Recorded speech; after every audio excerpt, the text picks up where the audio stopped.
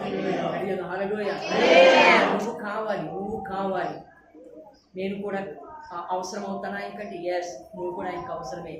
ఏది ఇంత ఘోరపాతనయ్యా, నేను కూడా ఆయనకు కావాలా? నువ్వు కావాలి. ఆయన పాపిని ప్రేమించేవాడు కానీ పాపాన్ని కాదు. బైబిల్ మనం చూస్తున్నప్పుడు పాపములో పట్టబడినటువంటి స్త్రీ మనకు కనబడింది. ఎవరంట? ఎవరు చెప్పండి? పాపములో పట్టబడినటువంటి స్త్రీ మనకు కనబడింది. అక్కడ వాస్తవంగా జరిగినటువంటి సంఘటన ఏమిటంటే, ఆమె రాళ్ళతో కొట్టి చంపేయాలి. ధర్మశాస్త్రం మనకి దాని పాపం చేసే వాళ్ళని ఏం చేయాలంట? పాపములో పట్టబడిన వాళ్ళు, పాపం చేసేటువంటి వాళ్ళు ధర్మశాస్త్రం ఏముందంటే వాళ్ళని చంపేయాల.